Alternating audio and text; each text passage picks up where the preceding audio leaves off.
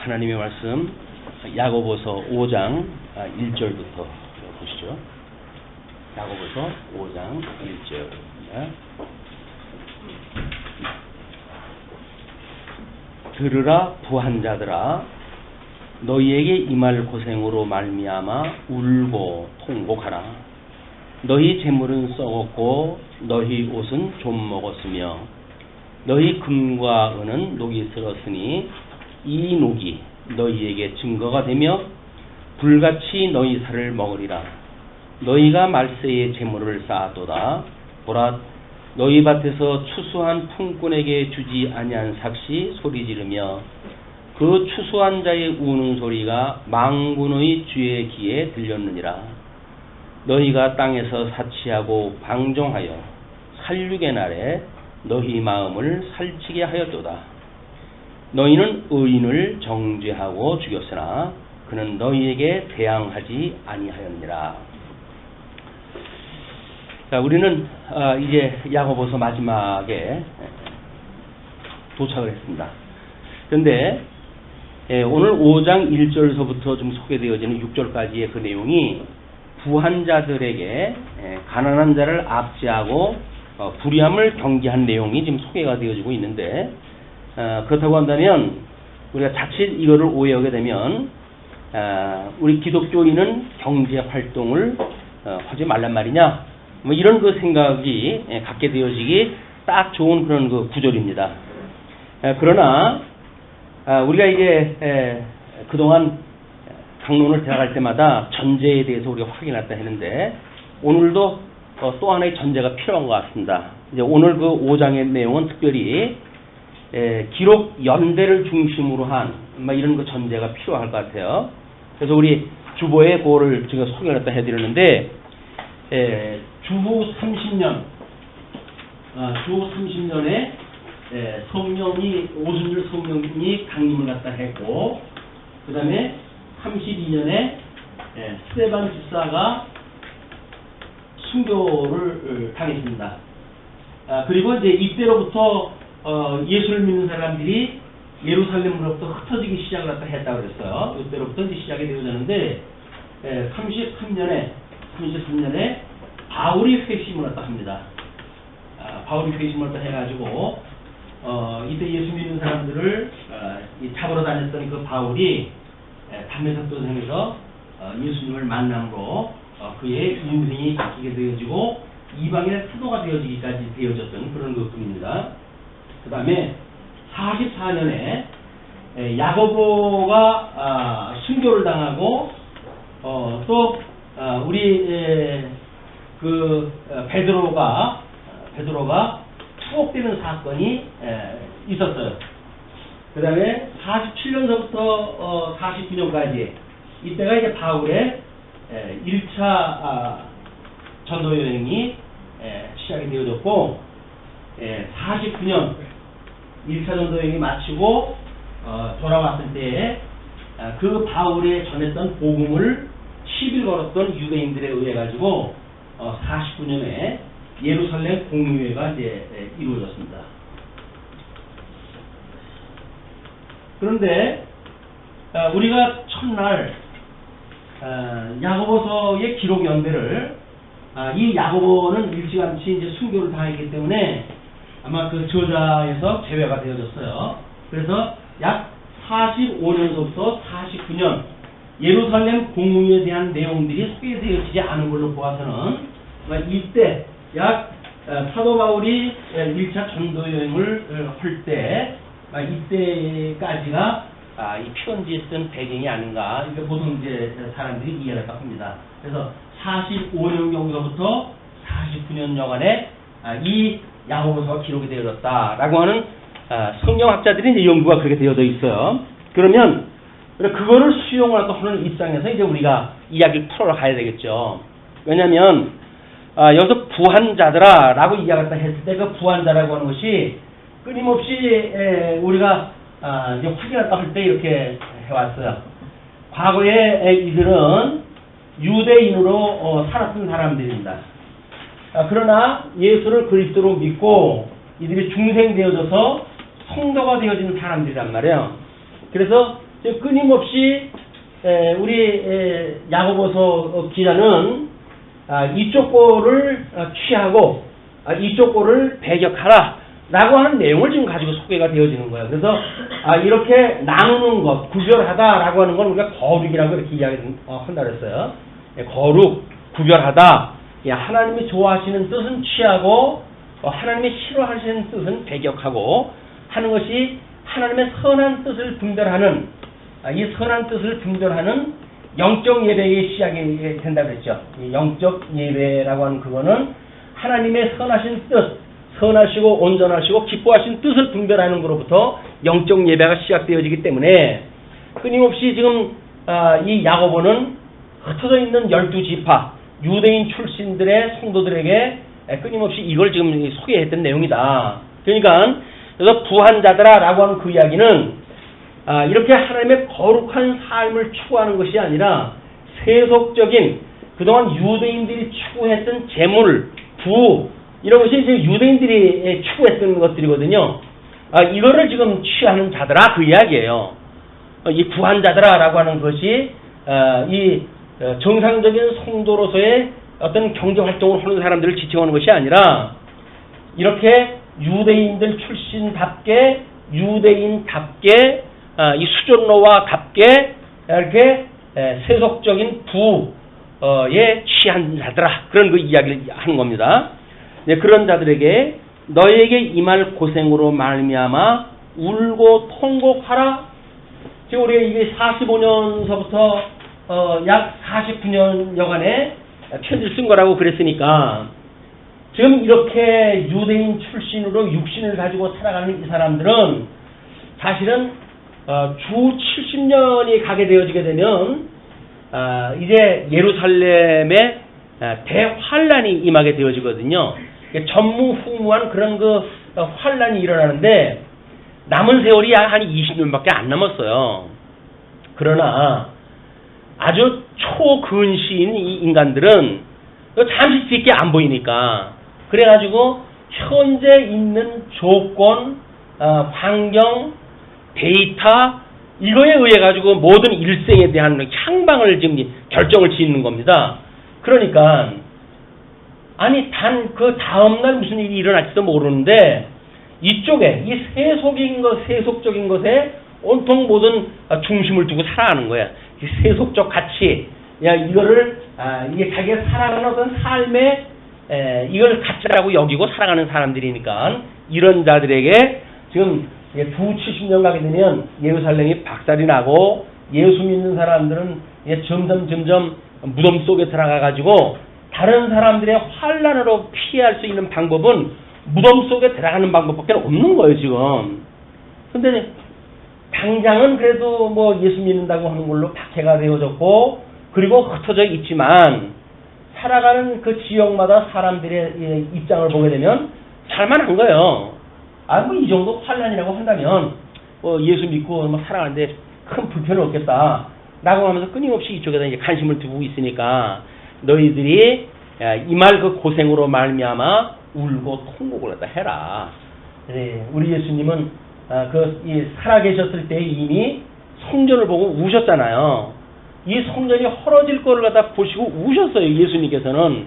그런데 예수님의 복음을 들었던 성도들은 여전히 예수 그리스도의 그 울음에 대해서는 관심이 없는 거예요. 당장 이 눈앞에 눈에 보이는 가치에 지금 늘 빠져져 있다라는 걸 이야기다 하는 겁니다. 그러면서 너희 재물은 썩었고 너희 옷은 좀 먹었으며 이쪽에서 이들이 가지고 있는 이 재물, 이 재물이 좀 썩었대요. 그리고 우리가 비단 옷 입은 사람들과 가난한 사람들을 너희들이 이렇게 판단하지 마라. 이렇게 이야기를 했잖아요. 그러니까 이들이 입고 있는 비단 옷 입고 있는 것 세상에서 마치 무엇인가 이렇게 뭐 한 5%에 준하는 요 정도에 들어가는 폼난 인생을 살아야 될 게 아니냐 이렇게 살았던 사람들에게 지금 이야기를 하는 겁니다. 너희들은 재물은 썩었고 옷은 좀이 먹었다. 그러면서 이렇게 이야기를 해요. 너희 금과 은은 녹이 슬었으니 이제 금과 은이 녹이 슬었다고 그러니까 이제 이 성경학자들이 금과 은은 보석인데 그거는 녹이 쓰는 게 아니다. 이렇게 이야기를 또 하면서 시비를 걸어요. 그래서 그거는 그 얘기 한 것이 아닐 거다 이렇게 이야기를 딱 하는데, 그런데 지금 여기서 그 금과 은이 녹이 슬었다는 이야기는 뭘까요? 이 금은이라고 하는 그것이 녹이 슬었다. 이 금은이라고 하는 거는 발광의 의미가 있는 거 아니에요? 반짝반짝 빛이 나야, 보석이 빛이 나야 보석이죠. 근데 보석이 빛이 나지 아니하는 보석, 그건 이미 하나님께서 우리에게 주어졌던 계시로서의 가치가 이미 상실되어진 것이다, 그 이야기예요. 그렇죠? 왜냐면 영광의 본체가 되시는 하나님께로부터 영광의 광채로 해가지고 우리 예수 그리스도가 이 땅에 오셨고, 이 광채가 되신 예수 그리스도로 말미암아서 지금 어둠에 갇혔던 사람들이 복음을 듣고 구원을 받았으니까, 이런 영광의 광채를 본 사람들이 지금 구원받은 거 아닙니까? 그러니까 하나님께서는 모든 일반 계시의 이 사건이 지난 우리 시간에도 이야기를 했지만 모든 것이 계시로서의 가치가 있고 계시로서의 의미가 있는 거예요. 우리가 어떤 의미를 부여한다 라고 이야기했을 때 그냥 가지고 있는 금, 은이라고 하는 본래의 이 소유의 어떤 그 의미가 있는 것이 아니라 이것이 과연 무엇을 지칭하는가에 대한 이 계시의 의미를 깨달았을 때 우리는 거기에 의미를 부여하면서 살아갈 수가 있는 거예요. 그러니까 성도가 정상적인 이 경제 활동을 한다는 건 뭡니까? 여기서 우리가 얻게 되어지는 모든 재물에 대한 의미를 부여하게 될 수가 있는 사람들인 거예요. 그런 사람들한테 기독교인은, 성도는 경제 활동을 하지 마라 라고 하는 이야기가 아니란 말이에요. 그러나 예수님이 오셨을 때 이런 그 문제 때문에 유대인들이 이게 바리새파 사람들, 이런 사람들은 워낙 돈을 좋아하고 대제사장들도 돈 주고 지금 전부 로마 제국으로부터 그 직임을 산 사람들 아닙니까? 그러니까 돈을 사랑하는 사람들이니까 예수님과 산상수훈에서 그런 그 말씀을 하셨어요. 마태복음 6장 31절에서부터 34절까지의 내용이 찾게 되면 시간이 걸릴 테니까 제가 찾아놓은 걸로 해서 읽어드릴게요. 그러므로 염려하여 이르기를 무엇을 먹을까, 무엇을 마실까, 무엇을 입을까 하지 마라. 이는 다 이방인들이 구하는 것이라. 너희 하늘 아버지께서 이 모든 것이 너희에게 있어야 할 줄을 아시느니라. 그런즉 너희는 먼저 그의 나라와 의를 구하라. 그리하면 이 모든 것을 너희에게 더하시리라. 그러므로 내일 일을 위하여 염려하지 말라. 내일 일은 내일에 염려할 것이요 한날의 괴로움은 그날로 족하니라.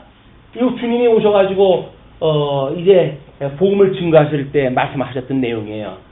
우리 하나님께서는 양대 언약을 하셨다고 그랬죠. 이 복과 나라를 언약을 하셨는데, 이 복이라고 하는 거는 복과 저주를 가루는 거룩한 이런 그 의미가 있기 때문에 하나님의 이름이 거룩히 여김을 받으시옵고, 그리고 나라가 임하옵시며, 우리가 이렇게 주님 가르쳐 주신 기도 첫머리 이걸 기도했다 한단 말이에요. 이 하나님의 뜻이 있는데 그 뜻이 하늘에서 이렇게 이 구한 것처럼 이루어진 것처럼 이 땅에서도 이루어졌으면 좋겠어요 라고 기도하는 것이 주님이 가르쳐 주신 기도의 첫머리예요.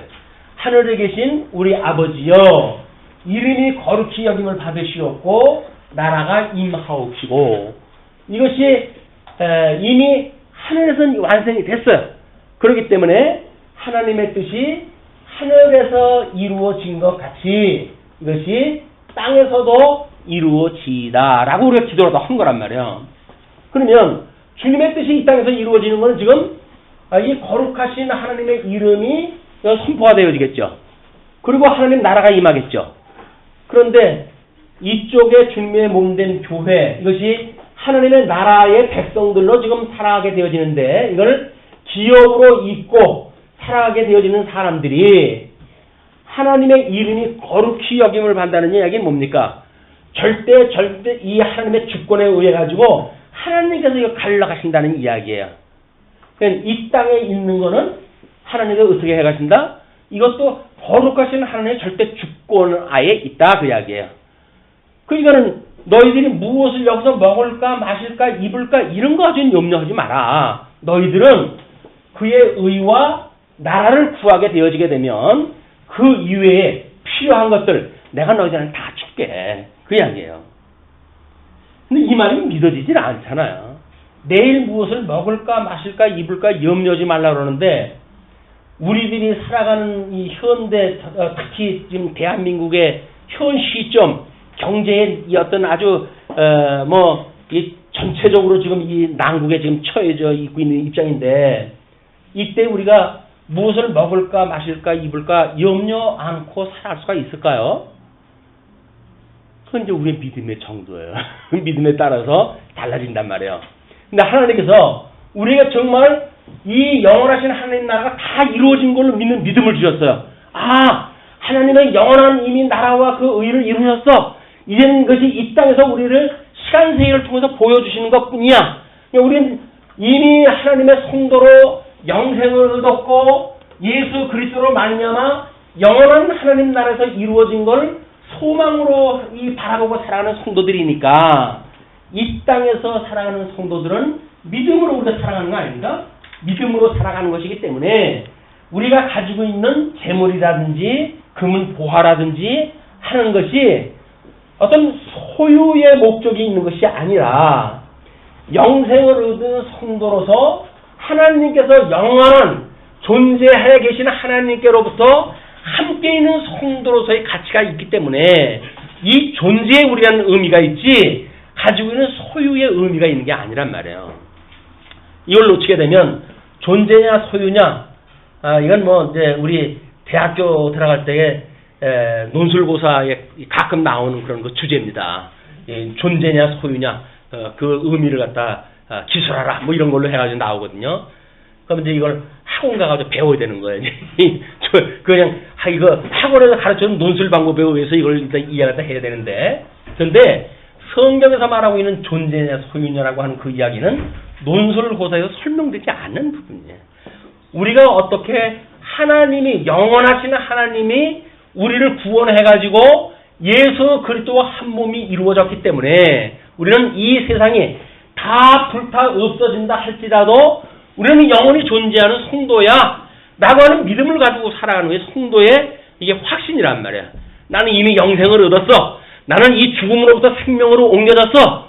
그렇기 때문에 이러한 의미를 가지고 살아가는 성도들이 이렇게 이 땅의 의미를 부여하지 않겠죠. 그러니까 이 땅의 의미를 부여하지 않는다는 이야기는 하나님께서 우리의 삶을 남은 육체를 가지고 살아가기 때문에 필요한 재물이 있어요. 그 재물을 주셔요. 그 주시는 재물에 대하여 이것이 부요하신 예수 그리스도를 기억나게 하는 것이로구나. 하나님의 은혜의 선물이로구나. 라고 하는 걸 깨닫고 거기에 의미가 부여돼서 끊임없이 우리가 가지고 있는 금은 보화 재물을 통해 가지고 부요하신 예수 그리스도를 만나야 된단 말이야. 이분의 계시적인 의미가 있는 거니까 그렇게 했을 때 이게 같이 온 거예요.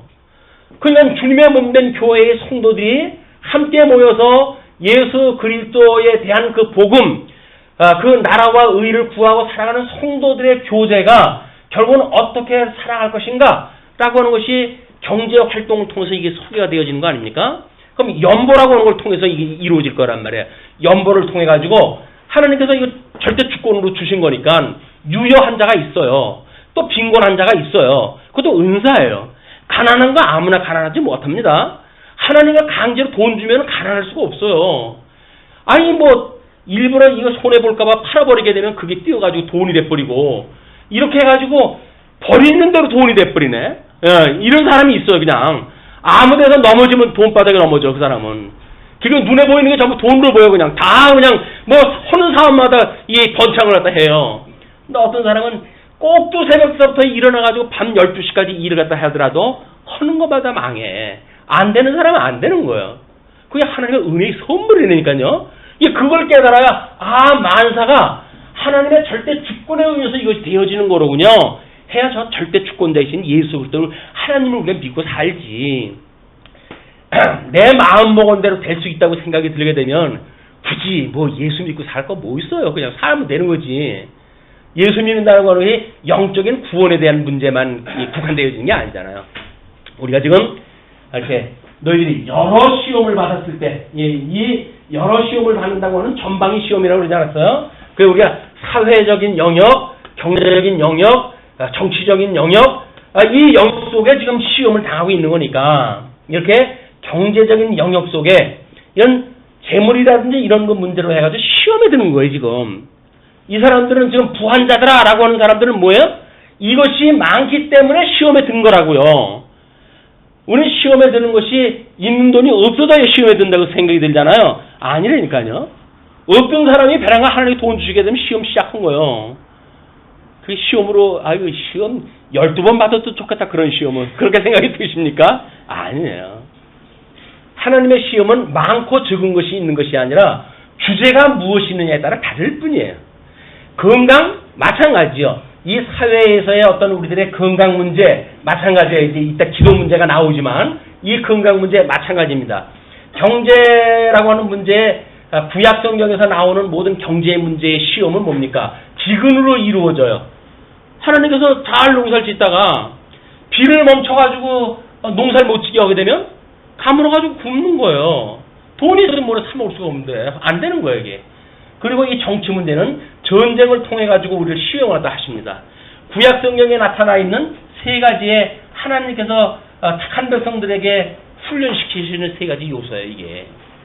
자 그러면 여기 지금 부한자들한테 이것이 재물이 금과 은이 녹이 슬었다. 그 이야기는 뭐예요?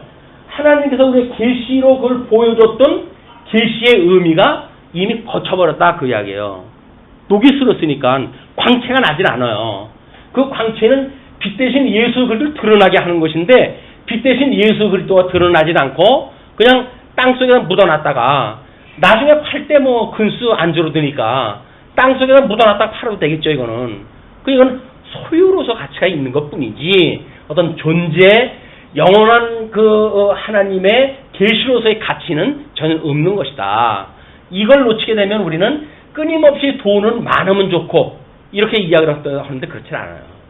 하나님께서 우리들한테 먹을 것이 있고 입을 것이 있은즉 족한 줄 아는 믿음을 주는 것만큼 족한 사람이 없어요.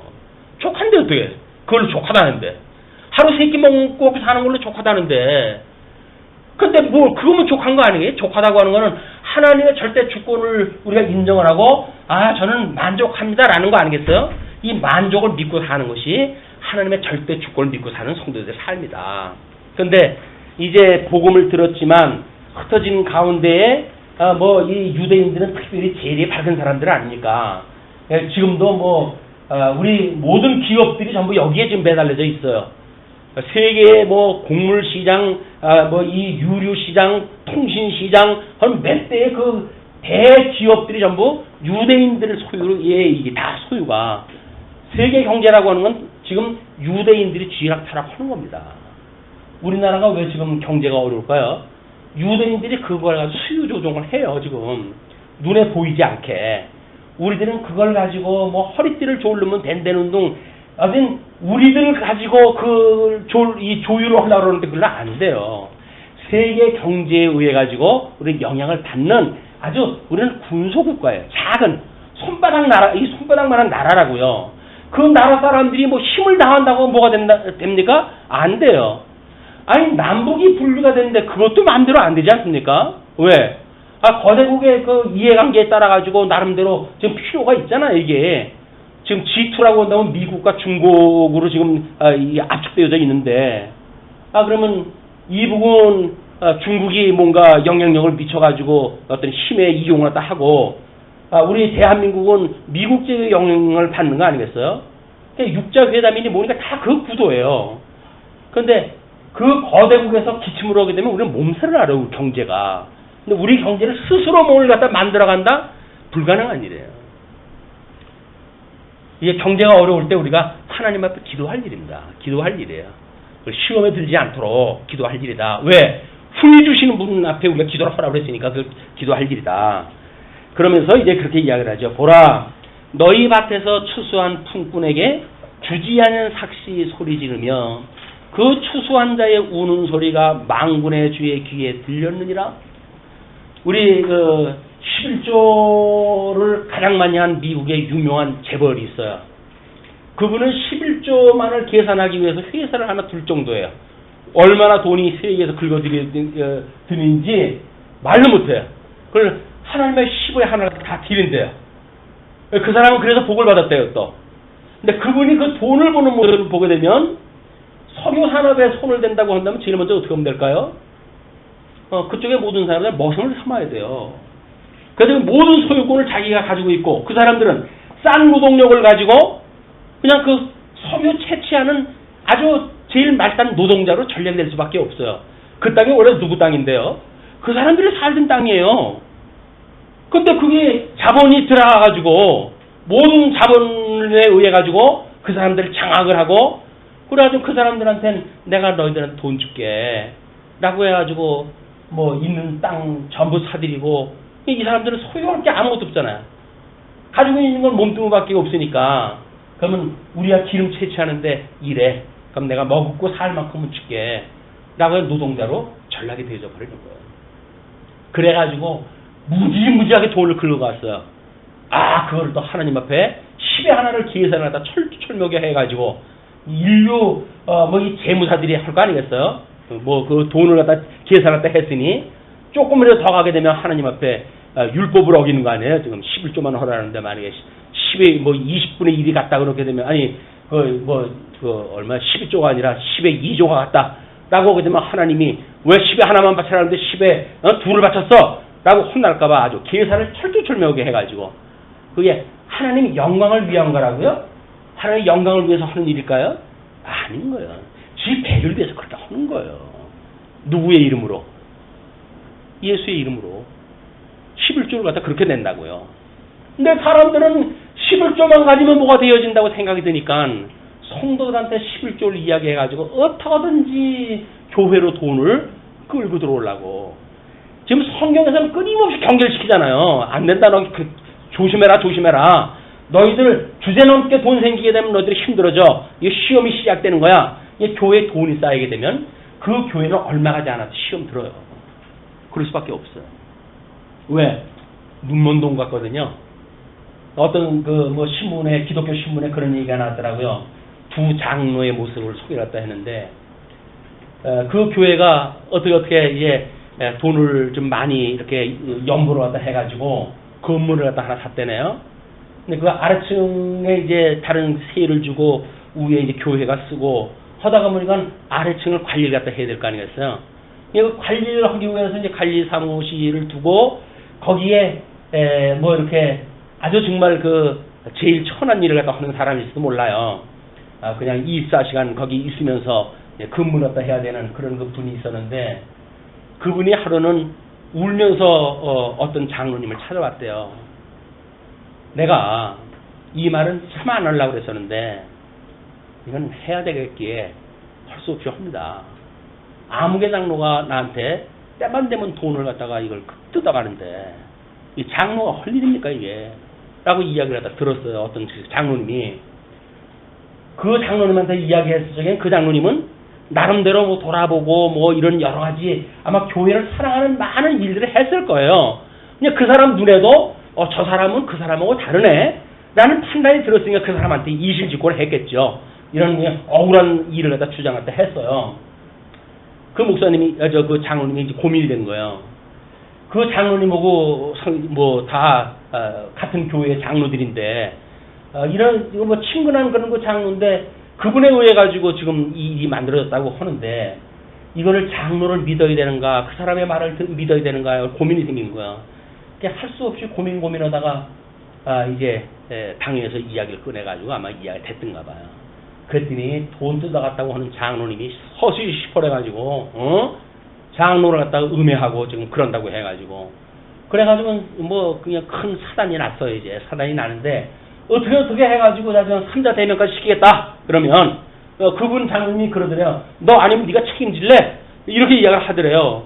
이 사람은 교회로다가 내가 책임져야 될 일까지 생기고 그랬으니까 이걸 그냥 덮고 말까 저거 하다가 그래 이왕 시작한 거 하자. 3자 대면을 했대요. 그래가지고 이제 그게 이제 일부 인정이 되어지고 이렇게 하다가 보니까는 그 다음에는 직접 그분한테 이제 뭐 이렇게 신수려는 것이 아니라 뭐 노회고 총회고 돌아다니면서 이제 그 장로님을 시기 시작을 한 거예요. 이 장로님이 고민 이렇게 괴로워하다가 5년을 더 살고 그냥 돌아가셨대요. 아주 건강하신 분인데 그분이 그 글을 쓴 아버지래요. 그 아버지가 젊었을 때서부터 다시간 이 돈에 대해서는 이 은사가 즐근적으로 이 하나님께서 주신 선물을 가지고 사는 분이 돼가지고 조금은 다른 사람들 도와주고 이렇게 해가지고 백올키가 뭐 다반사고 이사다니기를 뭐 수없이 하고 이랬던 사람인데 늙은막하게 장로님까지 되어져 가지고는 그 자녀들한테 그 일찍 돌아가셨더니 그거 아주 또 이제 또 짐이 되어진 거 아니에요? 그래, 아이고 참 우리 장로님 우리 아버지처럼 예수를 믿으려면 내가 믿어야 되나 말아야 되나 갈등이 될 정도였었는데 그 일련의 사건을 다 보고 나서의 이 사람이 느낌이 뭐냐면 우리 아버지가 이 성경에서 이야기한 대로 잘 살으신 분이구나 라고 하는 걸 그때서 깨달았대요. 왜냐하면 예수를 믿는다고 하는 이름을 가지고 부정부패가 만연한 거예요. 그것도 그래 그 몇 푼 받는 사람은 그 돈을 알거내가지고 거기서 띠울 띠는 장로님이니 오죽했겠어요. 이런 그 사건이 그것이 두 장로라고 하는 이름으로 해가지고 이제 신문에 그 글을 갖다 어떤 분이 썼더라고요. 지금도 마찬가지입니다.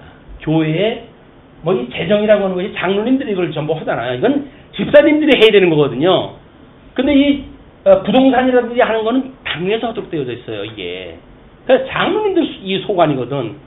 얘도 교회 전 재산을 장로님들이 이걸 떡주물듯이 주물러 버리니까 이래가지고 교회 사단이 나는 거예요. 그걸 지키려고 하는 사람들 또는 그걸 갖다 뭐 적당히 사용을 하려고 하는 사람들 해가지고 난리가 난다. 어디 뭐 저쪽에 있는 교회도 결국은 그것 때문에 지금 사단이 나는 거예요. 돈 때문에. 그걸 무슨 다른 명분을 대가지고 우리가 이야기를 하지만 그 본래를 들여다보게 되면 돈 때문에 만들어진 일이란 말이에요. 그건 돈이 저주예요. 그러니까 그 사람은. 그걸로 인해 가지고 교회 깨지고 뭐 진리를 지킨다고 하다가 그냥 쌩 난리가 나고 그게 무슨 진리를 지키는 일입니까? 돈으로 진리 지키는 거 아니에요. 진리라고 하는 그거는 하나님 예수 그리스도가 곧 진리 아닙니까? 하나님이신데 하나님이 지켜가는 일이지 그걸 사람이 해간다고 믿어지니까 사단이 난단 말이에요. 지금 이런 우리 현대 상황을 염두에 두시고 이 말씀을 들어보시게 돼야 연대하고 이렇게 우리 이 기록 연대와 맞물리는 그때 시대적 배경도 우리가 이해할 수 있을 것 같습니다. 그러면서 5절에 이렇게 이야기를 합니다. 너희가 땅에서 사치하고 방종하여 살육의 날에 너희 마음을 살찌게 하였도다. 이 상실한 마음 하나님께서 우리들에게 이 두 가지 요소를 줬다 그랬죠. 성령의 소욕이 있고 육신의 소욕이 있어요. 육체의 소욕이. 근데 이쪽에 부여하다고 하는 마음은 뭐예요? 이 부여한 마음을 가지고 있는 거예요. 상실한 마음. 거기에 너희들이 그 마음을 살찌게 하였도다. 너희는 의인을 정죄하고 죽였으나 예수님이 이 땅에 오셨을 때 유대인들이 예수님을 고발한 거 아닙니까? 그래가지고 본질적인 이 사람들이 다 고발 갖다 해서 넘겼어요. 십자가에 못 박아 죽이게 한 그런 그 원흉이 누굽니까? 유대인들이에요. 이들이 의인을 정죄하고 죽였는데, 근데 예수님은 그때 어떻게 했는가? 이런 그 유대인들의 고발할 때 예수님은 어떻게 했는가? 너희에게 대항하지 아니하였느니라? 12명이나 더 되는 천사를 데려다가 모든 자기를 공격하는 그 권세를 멸하실 수 있는 권세가 있으신 분이란 말이에요. 근데 그 권세가 있으신 예수 그리스도께서는 유대인들이 고발을 갖다 해서 십자가에 못 박아 죽임을 당할 때에도 그냥 순종하는 마음으로 돌아가셨어요. 이것이 이 예수 그리스도를 보내신 하나님의 절대 주권을 믿는 예수 그리스도의 사역이었단 말이야. 너희들이 그걸 갖다 보지 않느냐? 이제 그 얘기죠. 복음이라고 하는 그거니까. 그러므로 7절서부터 이제 그 이야기 되어지는 내용이 그 이야기입니다. 이제 이쪽에서 이걸 한번 더 소개를 했어야 되는 건데 그랬네요. 그 10절로 15절까지 그 6절의 그 부한자들에 대한 거를 마태복음 5장 10절부터 15절까지 이렇게 이야기를 했어요. 의를 위하여 핍박을 받은 자는 복이 있나니 천국이 그들의 것임이라. 의를 위하여 핍박을 받는 자. 의라고 하는 것은 지금 우리가 이 거룩을 하시는 하나님의 기준이라고 그랬어요. 그 의를 드러내시기 위한 하나님의 계시의 사역이니까 그거를 위해 가지고 핍박을 받는 자. 예수님이죠. 그 핍박을 받는 자들은 복이 있는데 천국이 그들의 것이다. 그냥 하나님의 나라를 기업으로 이었다는 이야기는 여기서 박해를 받아야 되는 거예요. 그렇게 되어지는 것이다 그 이야기죠. 그러면서 너희를 욕하고 박해하고 거짓으로 너희를 거슬려 모든 악한 말을 할 때에는 너희에게 복이 있나니 기뻐하고 즐거워하라. 하늘에서 너희의 상이 큼이라. 너희 전에 있던 선지자들도 이같이 박해하려느니라. 너희는 세상의 소금이니 소금이 만일 그 맛을 잃으면 무엇으로 짜게 하리요? 후에는 아무 쓸데없어 다만 밖에 버려져 사람에게 밟힐 뿐이라. 이 계시적인 의미가 없어지고 소금이라고 하면 짠 거 있을 때 의미가 있는 거 아닙니까? 근데 그 짠 것에 대한 의미가 없었을 적에는 결국은 그 길에 버려져 가지고 사람 앞에 밟히게 되어진다. 그 이야기죠. 그러므로 이제 너희는 세상의 빛이라. 산 위에 있는 동네가 숨겨지지 못할 것이요 사람이 등불을 켜서 말 아래 두지 아니하고 등경 위에 두나니 이러므로 집안 모든 사람에게 비치느니라. 이같이 너희 빛이 사람 앞에 비치게 하여 그들로 너희 착한 행실을 보고 하늘에 계신 너희 아버지께 영광을 돌리게 하라. 이게 복음 증거하는 방식이란 말이에요. 복음을 증거하는 방식. 그렇게 이제 이야기를 한 겁니다. 그러면서 이제 7절서부터 보시게 되면 우리 이제 아마 7절부터 11절까지 선지자들의 고난과 오래 참음을 본받으라고 하는 내용이에요. 자, 거기 한번 보시죠. 그러므로 형제들아 주께서 강림하시기까지 길이 참으라. 자, 지금 여기서 이제 하나님 나라의 성도로의 삶을 살아가니까 기업을 이들은 이어받고 살아가지요. 근데 세상에 부를 취하지 말고 너희들은 종말이 곧 온다는 거예요. 근데 이 종말, 그럼 이 종말이라고 하는 것은 여기에서 주 49년에 예루살렘에 총회가 있었지만은 주 70년에 이스라엘이 완전히 망하게 돼요. 로마 제국에 의해서 완전히 공중분해가 돼버린단 말이에요. 이 공중분해가 되어져서 이들이 가지고 있던 나라라고 하는 개념은 없어지거든요. 그러니까 여기서 지금 너희들이 추구하고 있는 이 나라는 유대인들 시절에 이 사람들이 추구했던 다윗 왕국이 아닌 것이야. 너희들이 추구하고 있는 나라는 이미 하나님께서 우리 아담에게 언약했던 그 나라가 너희들이 추구할 나라다. 이걸 이야기를 한단 말이에요. 그러니까 이 나라를 추구할 너희들이 이 세상의 나라가 너희의 나라인 줄 알고 이걸 추구하고 어떤 다윗 왕국의 회복이라든지 이런 걸 꿈꾸지 마라. 그건 이미 모형적인 걸로 다 끝나버린 것이다. 그 이야기예요. 선지서의 그 내용을 보게 되면 그들이 그 모형적인 이스라엘 국가를 위해서 나라를 증거하고 이렇게 하면 수많은 선지자들이 죽지 않았느냐. 그 이야기를 하는 거죠. 그러면서 보라 농부가 땅에서 나는 귀한 열매를 바라고 길이 참아 이른 비와 늦은 비를 기다리나니 농사를 지을 때 가장 중요한 것이 이른 비는 이제 10월, 11월경에 내리는 비예요.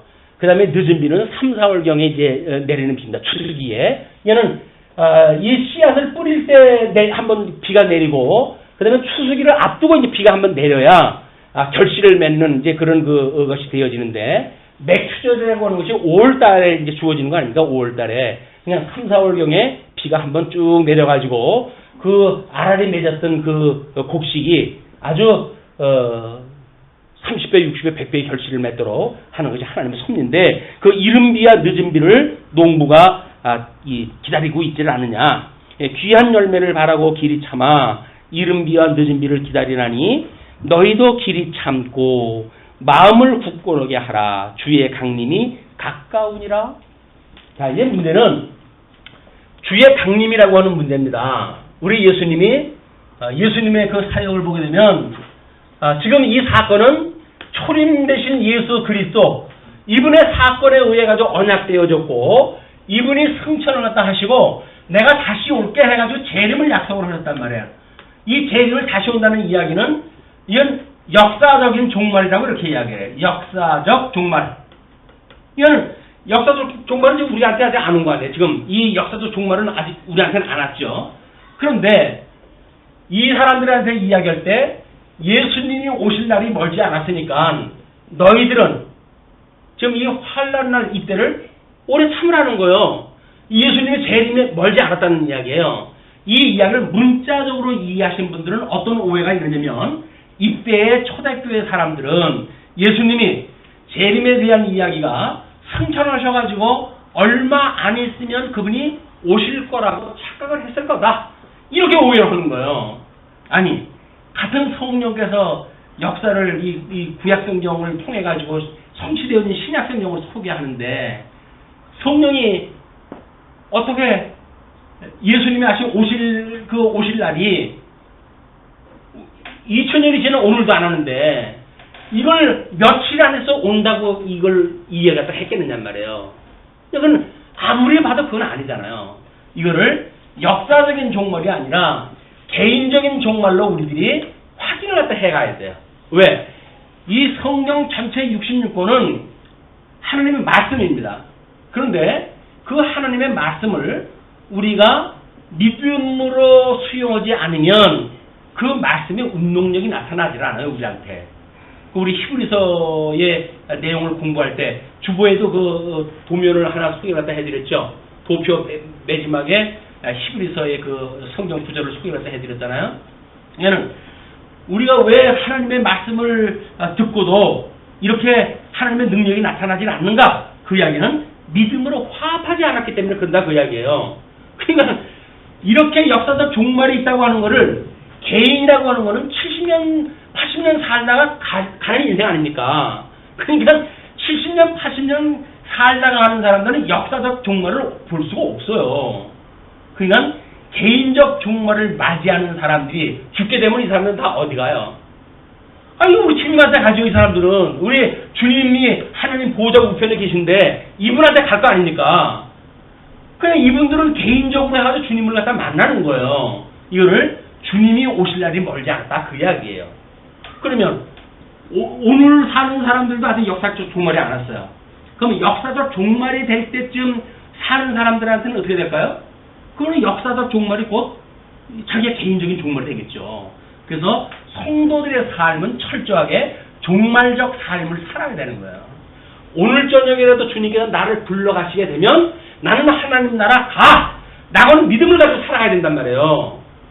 근데 그걸 믿어지지 않는데 어떻게 믿어요? 하나님의 믿음으로 주시면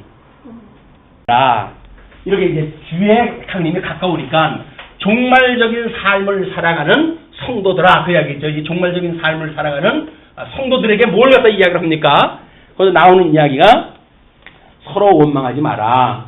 그리하여야 심판을 멸하리라. 보라 심판주가 문 밖에 서 계시니라. 아니 뭐 오시지도 않은 분이 문 밖에 계시다. 아니 겁주는 것도 아니고. 근데 우리 예수님께서 이 마지막 날이 어떤 그 모습으로 옵니까? 라고 제자들이 물어봤을 적에 주 70년에 있을 그 종말과 그 다음에 이 역사적 종말을 두 개를 동시에 다 설명을 해요. 그러니까 요한계시록을 우리가 이제 공부를 하게 될 텐데 앞으로 그렇게 되면 주 70년에 이미 예수님께서 약속했던 이 종말의 모습하고 역사적인 종말의 모습하고 연결이 되어져 있어요. 그것이 우리 요한계시록의 역사적 배경입니다.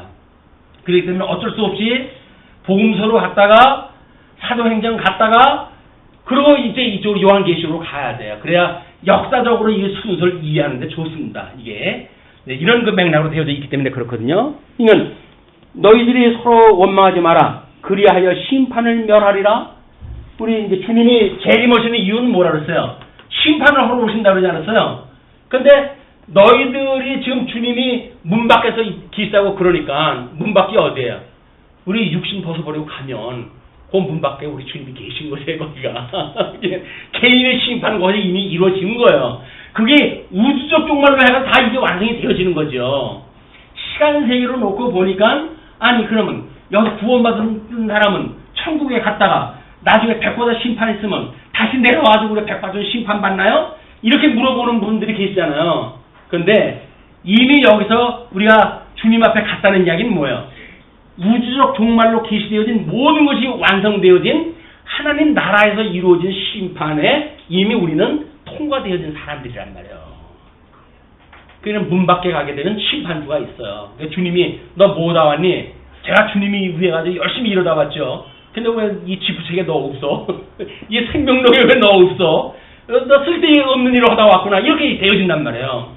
아유, 너 뭐다 왔니? 그러면 아유, 저야 뭐 그냥 우리 예수님이 그리스도라고 하는 이 사건만 믿다가 왔죠. 저는 예수님밖에 믿는 것밖에는 재주가 없어요, 주님. 이렇게 이야기를 해요. 그래, 너는 이게 맞구나. 그래야지 우리가 이제 영접을 더 하실 거란 말이에요.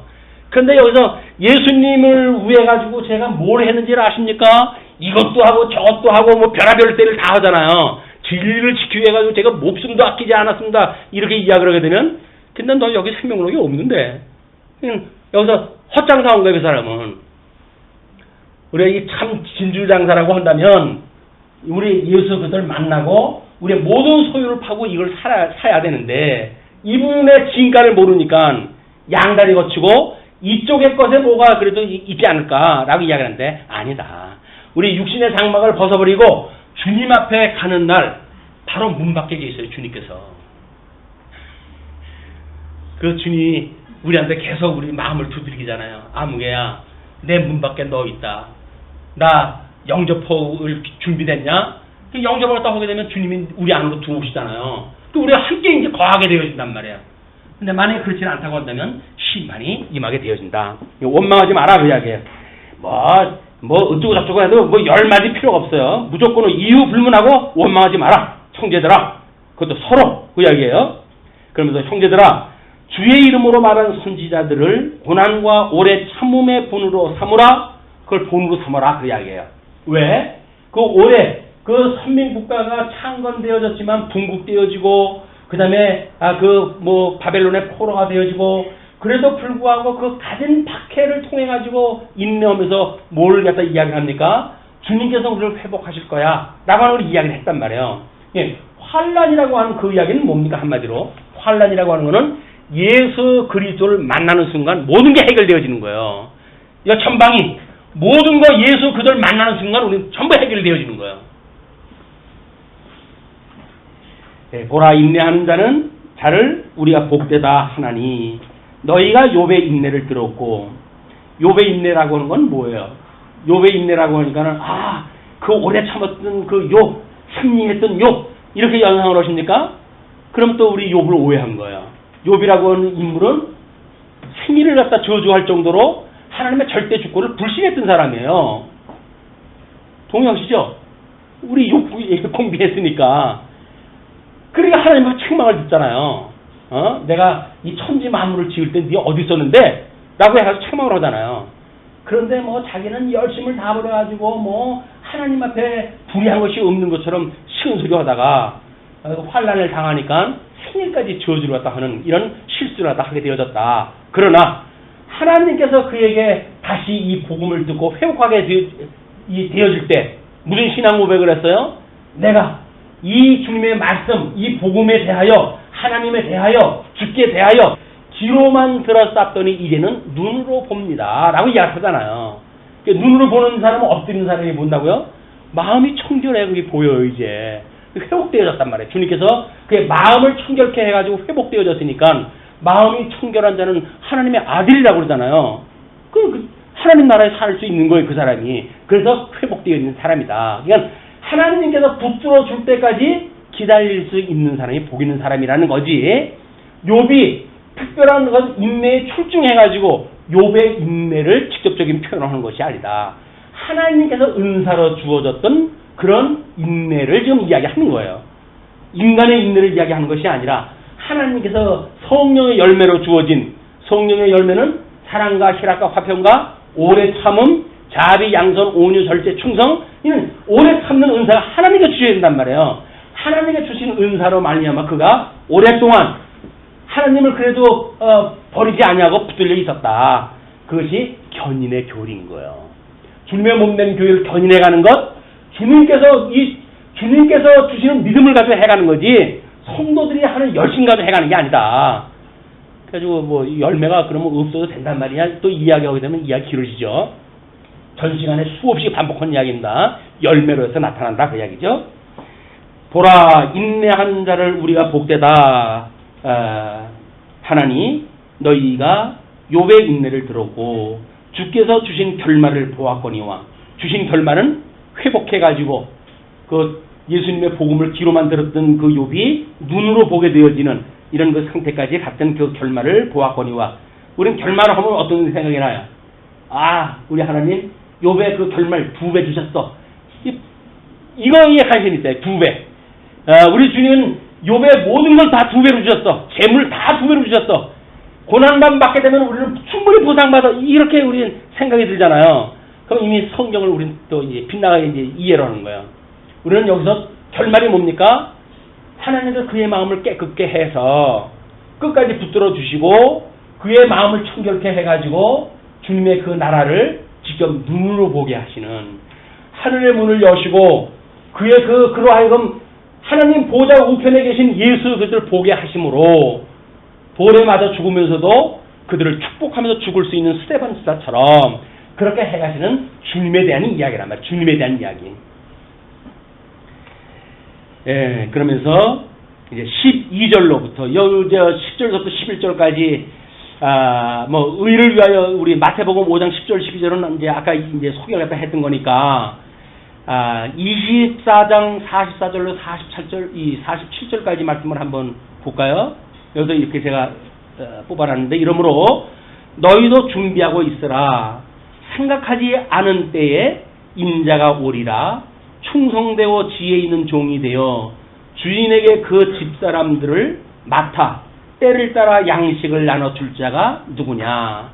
주인이 올 때에 그 종이 이렇게 하는 것을 보면 그 종이 복이 있으리로다. 그래서 우리가 끊임없이 주님 가르쳐 주신 기도할 때 뭘 갖다 구하는 거예요? 일용할 양식을 주시옵소서. 일용할 양식을 주어야 지금 나도 먹고 그리고 그걸 모르는 사람들한테 나눠줄 게 있을 거 아니겠어요. 그냥 일용할 양식을 달라고 그렇게 기도를 하는 거죠. 자, 그러면서 이제 12절의 내용이 하늘로나 땅으로나 맹세하지 말고 범사에 인정하라고 하는 내용이 소개가 되어집니다. 자, 12절 내 형제들아 무엇보다도 맹세하지 말지니 하늘로나 땅으로나 아무 다른 것으로 맹세하지 말고 오직 너희가 그렇다고 생각하는 것은 그렇다 하고 아니라고 생각하는 것은 아니라 하여 정죄 받음을 면하라. 이게 절대 주권을 믿고 살아가는 성도들의 삶이란 말이에요. 어떻게? 우리가 하나님께서 구름기둥으로 인도하시면 구름기둥 인도하에 그냥 가고 불기둥으로 인도하시면 불기둥 인도하에 가고 그 이야기예요. 이렇게 삶을 살아가다가 하나님께서 비를 내리시면 비를 맞고 여름에 폭염을 주시게 되면 폭염을 견디고 그리고 가을에 하나님께서 우리에게 그런 낙엽이 지게 하게 되면 그런 낙엽을 지고 그리고 겨울 추운 겨울에 그런 엄청난 추위 속에서 우리를 하나님께 인도를 하시게 되면 그 모든 우리 이 눈비와 서리를 갖다가 견디고 지나가라. 주님께서 너와 함께 하신다. 생명까지 내어줬던 예수 그리스도가 그렇게 돌아가시지 않았니? 그러니까 너희들이 주님 가시는 길인 줄 알고 그 믿고 그 길을 그냥 그렇게 가라 그 이야기예요. 거기서 뭐 이렇고 저렇고 해가지고 내저랑 피지 마라. 그냥 예면 예고 아니면 아니지. 딴소리 하지 말라 그 이야기예요. 우리는 회의할 때마다 그걸 확인을 했다고 하잖아요. 가시면 예하시고 아니라고 하든지 예라고 하든지 둘밖에 없잖아요. 그리고 만약에 아니라면 아니라고 하세요. 라고 해서 다 아니라고 하는 소리가 없으면 그 회의의 일이 종결이 되어지는 거예요. 땅. 회의 때마다 우리는 이걸 배우는 거예요. 예냐 아니냐. 거기서 그런데요. 그건 그렇지 않고요. 그냥 족달 생각하지 말아라 그 이야기예요. 그러면서 이제 그 12절 말씀도 제가 이 말씀을 소개해놨는데 마태복음 5장 33절로 37절 또 옛사람에게 말한 바 헛맹세를 하지 말라 말고 하지 말고 내 맹세한 것을 주께 지키라 하였다는 것을 너희가 들었으나 나는 너희에게 이르노니 도무지 맹세하지 말지니 하늘로도 하지 말라 이는 하나님의 보좌이며 땅으로도 하지 말라 이는 하나님의 발등상이며 예루살렘으로도 하지 말라 이는 큰 임금의 성이며 내 머리라도 하지 말라 이는 내가 한 터럭도 쉬고 검게 할 수 없음이라. 오직 너희 말은 옳다 아니라 하라. 이에서 지나가는 것은 악으로부터 나느니라. 그래서 지나가는 것들은 전부 악에서 나는 것이다. 그 이야기예요. 이 육체의 소유로 나는 것이다. 하나님께서 오늘까지 인도하신 거 전부 하나님이 인도하신 거예요. 그럼 아멘 하시는 거예요. 그냥 맞습니다. 사업에 실패했습니까? 맞습니다. 하나님께서 여기까지 인도하신 거예요. 사업이 뭔가 그래도 이게 번창을 합니까? 하나님이 여기까지 인도하신 거예요. 그냥 모든 영광이 하나님 앞에 돌려져야 된단 말이에요. 이게 가난해진 영광도 가난해진 건 영광이 없나요? 우리 권사님 하나님 내가 백성인데 내가 다른 사람한테도 이 영화롭게 영광을 갖다 보여줘야 되지 않을 겁니까? 근데 저를 이렇게 갓나게 살아가지고 어떻게 영광을 갖다 보여줄 수가 있습니까? 라고 이제 이야기하셨다 그러잖아요. 아니라 저 사람이 예수 잘 믿는데도 저럴 수가 있는 거네 라고 했을 때 그분이 움직이지 않는 믿음을 봤을 때 다른 사람들은 역시 믿음으로 사는 사람은 다르구나 이런 걸 보는 거지 많은 소유 가지고 사람들이 믿는 게 아니란 말이에요. 자, 그러면서 14절에 이제 13절로 18절까지 고난당한 때에 기도하고 즐거운 때에 찬송하라고 합니다. 너희 중에 고난당하는 자가 있느냐? 그는 기도할 것이요. 고난당하는 자는 지금 어떤 고난이에요? 여러 가지 고난을 받는 자에 대한 그 이야기입니다. 그 고난, 전방위로 지금 너희들이 고난을 받았을 때 그 이야기죠. 너희는 기도할 것이요. 무슨 기도요? 다른 기도 나오면 안 돼요. 꾸짖지 아니하고 후히 주시는 하나님께 구하라 그러지 않았습니까? 그냥 여기서 시험을 받을 때 시험에 들지 않는 지혜를 주세요 라고 하는 기도지 이걸 면하게 해주세요 라고 하는 기도가 아니란 말이에요. 하나님께로부터 지혜가 와야 계시로서의 의미를 깨닫고 주님 마땅히 주실 걸 주셨군요 라고 하는 그 고난이 우리가 의미가 해석되어지기 때문에 시험에 들지 않는단 말이에요. 근데 세상 사람들이 보편적으로 봤을 때 저 사람은 예수 잘 믿는데 왜 저러지? 라고 하는 것이 만약에 해석이 잘못되어지게 되면 그건 전부 오류예요. 오류. 하나님께서는 빛과 어둠을 일반으로 여기시는 분이에요. 감당할 수 있으니까 그걸 주셨을 거 아니겠어요? 그렇게 했을 적에는 하나님 앞에 기도하란 말이에요. 이거 시험을 갖다가 이걸 면하게 해주세요 라고 하는 기도가 아니라 이걸 갖다 꾹꾹 눌러가 주세요 라고 하는 기도가 아니라 하나님 이 시험에 대한 의미가 무엇인지 지혜를 주세요. 지혜를 깨달아 하나님의 뜻을 깨닫고 영적 예배를 갖다 하지 않습니까? 일용할 양식을 주셨으면 그걸 우리가 구하는 것이다. 그 이야기죠. 그러면서 즐거워하는 자가 있느냐? 그는 찬송할지니라. 찬송은 누구를 찬송하라는 이야기예요? 그렇게 승리하시는 하나님을 찬송해라 그 이야기예요. 그렇게 안 됐을 때 내가 원하는 거고 뭐가 달리됐을 적에는 그렇게 해가시는 주님 앞에 기도를 하라는 이야기예요. 다 주님께 대한 이야기지 인간들에 대한 이야기가 아니다. 성도들에 대한 이야기가 아니다. 너희 중에 병든 자가 있느냐? 그는 교회의 장로들을 청할 것이요. 그들은 주의 이름으로 기름을 바르며 그를 위하여 기도할지니라. 재미난 그 성경 구절을 제가 소개를 하나 해드릴게요. 우리 그 가톨릭에서는 종부 성사라고 하는 게 있어요. 종부 성사라고 하는 걸 통해 가지고 이제 막 돌아가시는 분한테 기름을 바르고 기도를 합니다. 코, 귀, 그다음에 눈에다가 이제 기름을 바르고 손 발에다 기름을 바르고 기도를 하는데 그것이 요거 성경 구절을 가지고 그분들이 이야기를 하는 거예요. 이렇게 봐라. 성경이 이렇게 말하고 있지 않느냐라고 이야기를 하는데 그 얘기가 아니에요, 지금. 이건 말씀은 여기서 건강 문제는 뭐예요? 사회적인 전방위의 시험 중에 한 가지인 거예요, 이게. 그걸 가지고 왔을 때 너희들이 그렇게 하라 그 이야기죠. 그리고 장로들, 하나님의 뜻이 무엇인지를 알고 있는 믿음의 선배들, 그런 사람들이 보았을 때 그들을 청해가지고 기도를 하게 되면 너희 중에 병든 자가 있느냐? 그는 교회의 장로들을 청할 것이요. 그들은 주의 이름으로 기름을 바르고 그를 위하여 기도할지니라. 믿음의 기도는 병든 자를 구원하리니 주께서 그를 일으키시리라.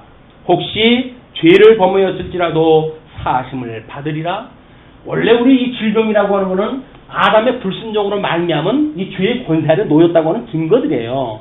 아파야 돼요. 여기서는 가끔 아파야 우리 아담으로 말미암은 우리가 저주 아래 있다고 하는 거로구나. 이게 이렇게 생각이 들어야 되는데 건강하다고 그러니까 건강만 자랑을 하고 삼으니까 이게 별 의미가 없단 말이에요. 건강에도 의미가 없어요.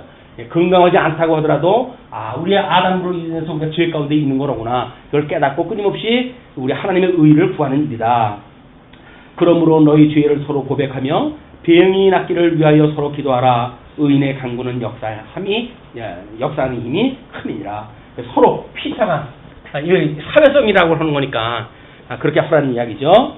그러면서 엘리야는 우리와 성정이 같은 사람이로되 그가 비가 오지 않기를 간절히 기도한즉 3년 6개월 동안 땅에 비가 오지 아니하고 다시 기도하니 하늘에 비를 주고 땅이 열매를 맺었느니라. 이거 이야기도 그 얘기죠. 지금 우리가 아마 예수 그리스도께서 이야기하셨던 내용 중에 마가복음 6장 12절 13절 보시게 되면 제자들이 나가서 회개하라 전파하고 많은 귀신들을 쫓아내며 많은 병자들에게 기름을 발라 고치더라. 이렇게 이야기를 했단 말이에요. 이거는 우상 숭배를 여기서 하는 사람들은 여기서 우상 숭배를 하면서도 그걸 깨닫지 못하니까 하나의 질병을 통해 가지고 그들로 하여금 저주 아래 있다고 하는 걸 깨닫게 하시고 그러므로 탐심, 우리 인간이 가지고 있는 모든 욕심이 우상 숭배라고 하는 걸 깨닫고 오직 순전한 마음으로 예수 그리스도, 온전케 하신 예수 그리스도께만 바라보게 하시는 일이다. 그 이야기죠. 끝으로 이렇게 19절, 20절 이야기를 합니다.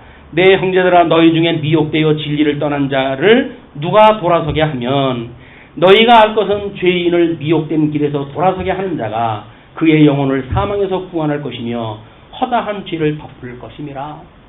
이게 예수 그리스도가 잃어버린 양 한 마리를 찾기 위해서 91마리를 갖다 버려두고 한 마리를 찾으러 가는 목자를 예를 들어 설명을 하셨잖아요. 우리가 복음을 듣는 일이 다 그거다. 일용할 양식을 주옵시고 우리가 우리에게 죄진 자를 사하여 준 것처럼 우리 죄를 사하여 주옵시고 우리를 이 시험에 들게 하지 마시고 다만 악에서 구원하여 주옵소서 라고 했을 때 대개 나라와 권세와 영광이 아버지의 것이군요 라고 하는 걸 종교를 내는 거예요. 주기도만 하나 완벽하게 우리가 하게 되면 모든 기도에서 우리 100% 다 되어지는 거예요. 이게 이런 원리를 설명하다 했다. 그래서 결말로 또 좀 설명을 했으면 좋겠지만 시간은 다 갔고 여기까지 마치죠.